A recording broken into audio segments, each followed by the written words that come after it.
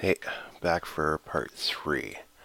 In this part I'm going to be setting up my blocks and creating a match system for the blocks. But I had a thought. I thought before I get too deep into making this game, I would show you how to make a slimmed down version of a game like this. Have you ever played those block games where the goal is to just get rid of all the blocks based on a certain amount? Like you can only has to be a match of 3 or 2 or whatever. Well, that's what this will be like. Same principles in this would be applied to the game I'm actually going to make, but it's a really toned down version. And when I'm done, I will release this and people can do whatever they want with it. The cool thing about this is we can also put a little system in to detect when there is no more moves. We can control how quickly the blocks fall and move, slide left or right. For example, see, I've slowed them down. Right? I'll show you when it slides. That way we can control that. We can set it to different speeds. And we can also set up how many blocks there needs to be in order to have a match. I had it set to 3. I just changed it, so I will change it. See, now you only need 2. Anyway, I'll show you how I did this before I get too deep into my actual game. Okay, alright, back to my game. Okay, I added a couple things just to save time here. Added a new object I call the block to represent my blocks. Add 6 different colors here. And I added something I call the block detector. And I'll explain that in the next video. Added some global values. Explain these as I go.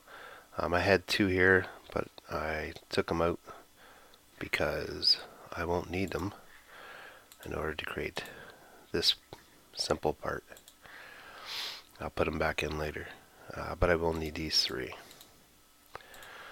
Okay, well, first things first is we need to set up our blocks so that once the game runs, the entire grid gets filled with blocks, random colors, based on as many colors as we want. So create the grid first. Create a new group. Call it create the blocks. Like so. Drag it up here. Oh, I don't want it active when the frame starts. So once a border is done being created, I want to activate create the blocks. And to create the blocks, because I am just filling the grid, this is pretty simple. I do this in the same way that I did for creating the grid. And I can also use these same global values. Okay, so group, see, I gotta slow down. Group activation, start loop. I'm gonna call this one block X, and I'm going to run it grid X amount of times. Okay, now on loop block X start loop Y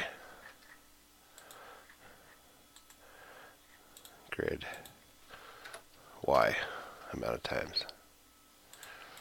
Okay.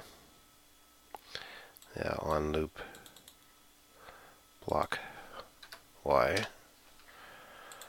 I need to create the object, the blocks, and again I'll just set these outside the frame, and I will position them like I did the grids. Okay, so set X position to, I'll use the same global value that I did for the grid, plus, this part will be different, loop index block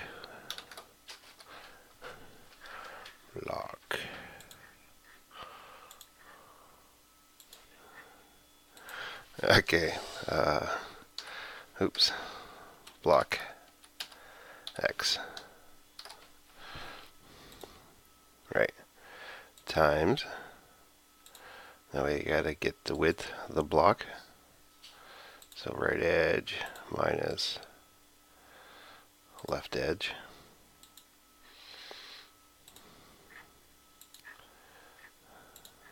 oh yeah, okay, and make sure that's right. Position Y to global value Y start position plus loop index. This time it's block Y times its height.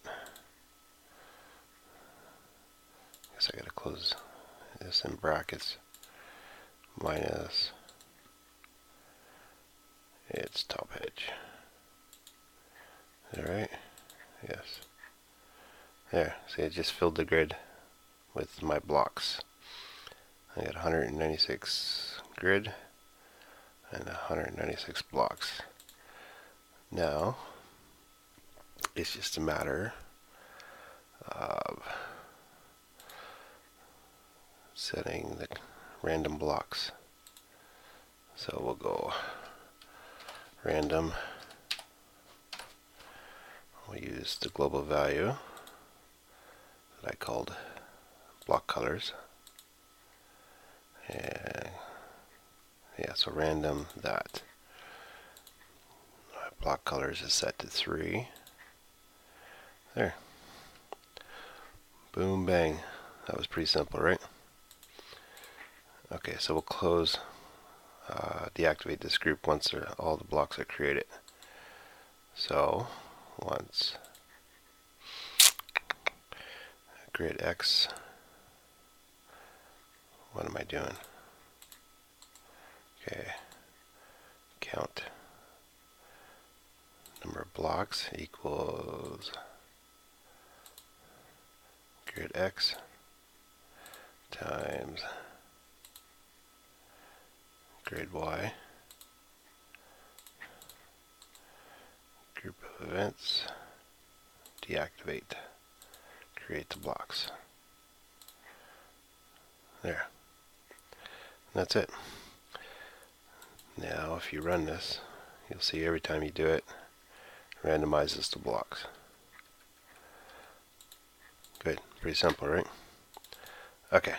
That's it for this video. When I come back, we'll talk about setting up a match system.